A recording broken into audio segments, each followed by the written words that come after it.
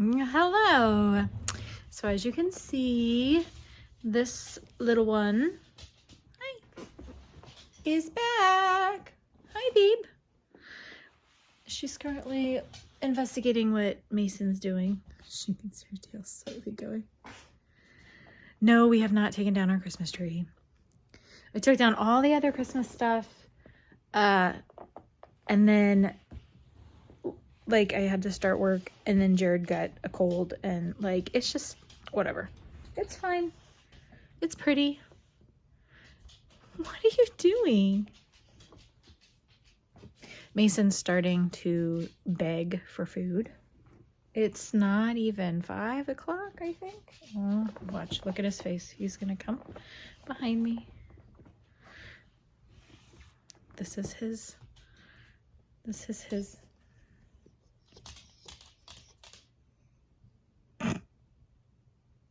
Mom, I'm hungry. Mom, I'm hungry. Mom. Mom. What are you doing? So today has been, let's see, I started the day, my audience in the background here. I had a couple clients this morning, and then I got to the store, which was a need. So I'm really curious if this happens in your guys' towns or cities when it is predicted that bad weather is coming. It is a fairly big joke around here that we get an inch of snow and it is snowmageddon. It's like snowpocalypse. Everyone goes to the store, like things are sold out, like people just go nuts. We don't get snowstorms. We usually get like 1 or 2 a year, and we are about to get one. And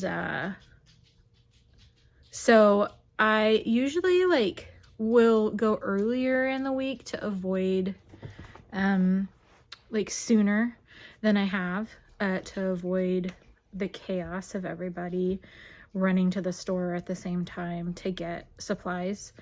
But this week with Dakota and Jared not feeling well, and then getting back to work, it just was not on the forefront of my mind. And last night I happened to sit down and watch the forecast, and one of the forecasters were like, tomorrow is your prep day.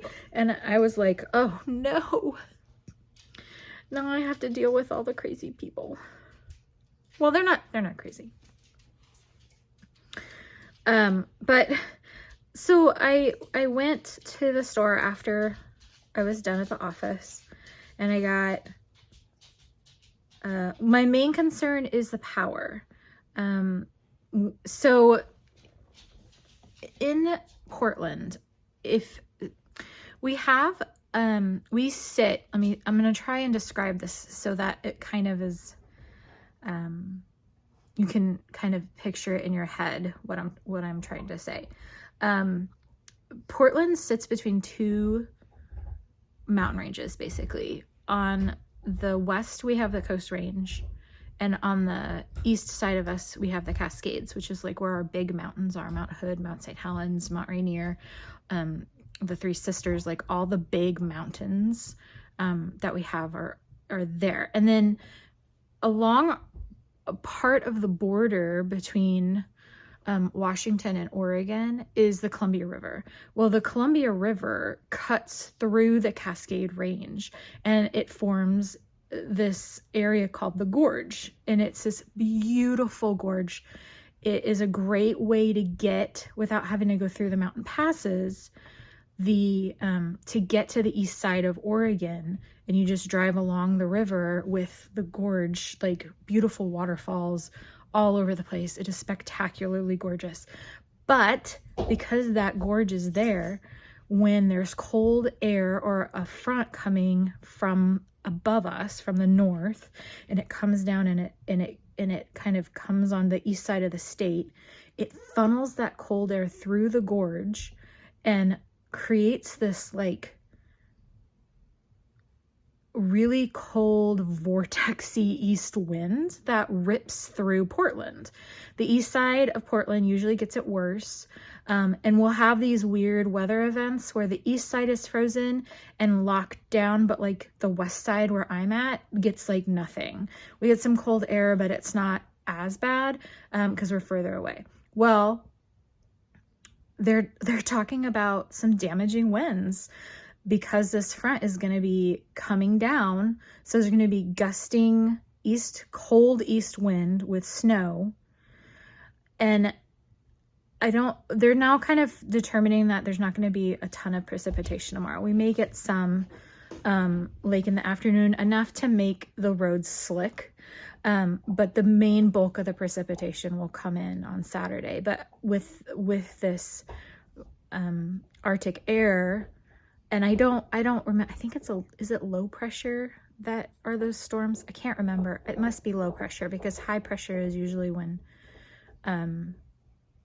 like when it's hot and there's a high pressure system, like it gets hot here. So I think the low pressure system's coming down from the Arctic, this cold air mass, which most of the country I think is kind of bracing for.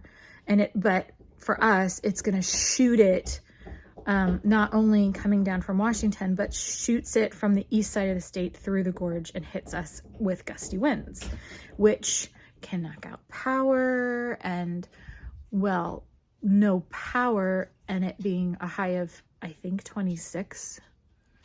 It doesn't sound too pleasant. So my main goal, honestly, when I went to the store today was, we have a fireplace, but we really only burned fire logs in it.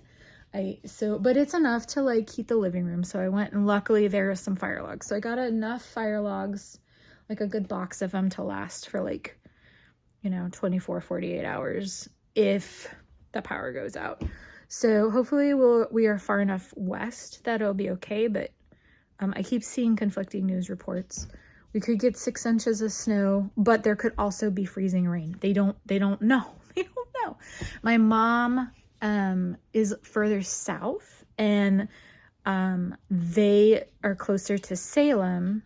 Not quite, but they're talking about Salem having maybe a damaging ice storm. So we'll see what my parents get. I don't know. They might get snow, hopefully, and not the ice, because the ice is super scary, and that definitely knocks the power out with all the tree limbs coming down. And it's very destructive too. All the trees are just, the branches snap, and I'm sure many of you have experienced ice storms. They are no fun. Although I have a memory.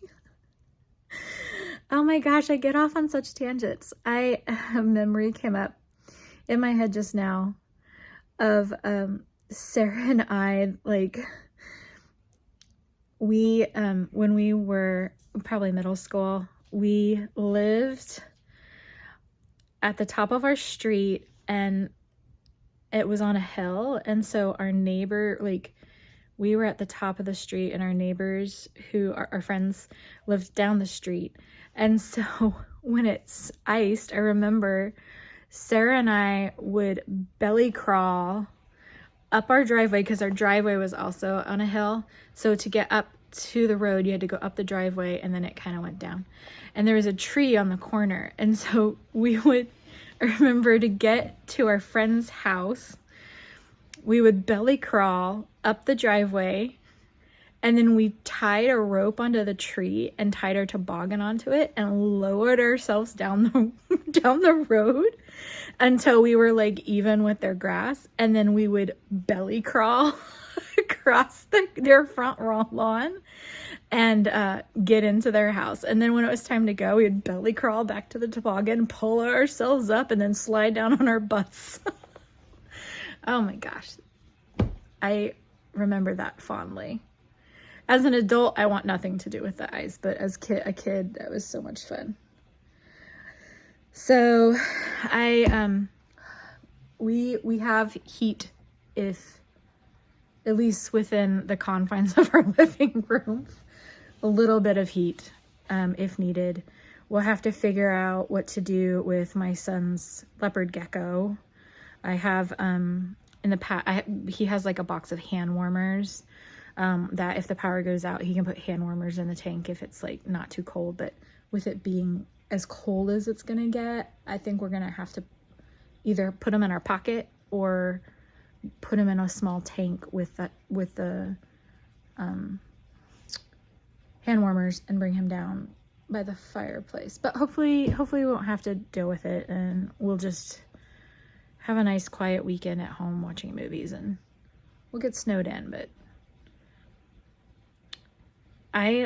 if you haven't figured out, I love weather. I love weather.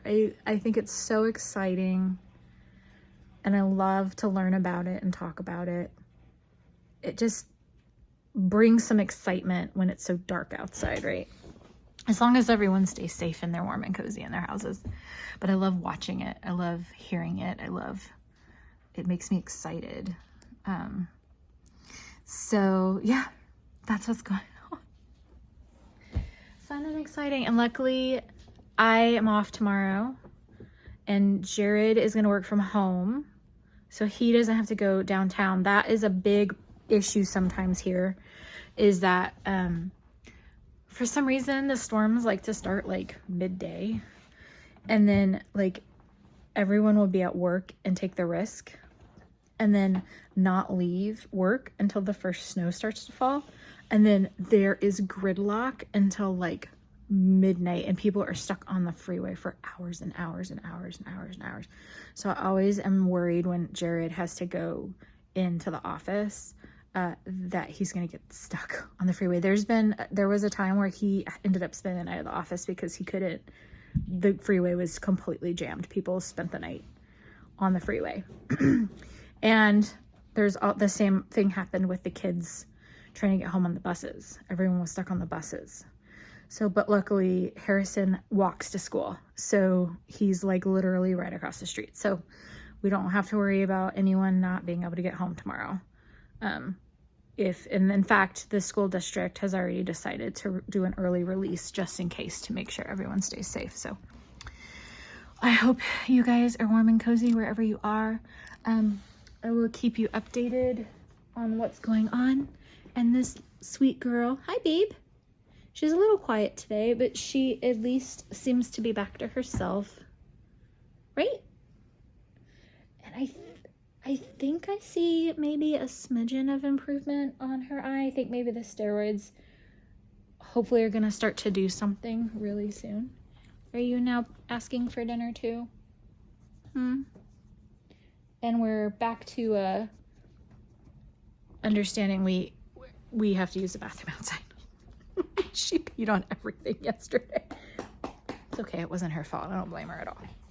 We'll just clean it up. Well, you guys have a great evening, and I will talk to you soon.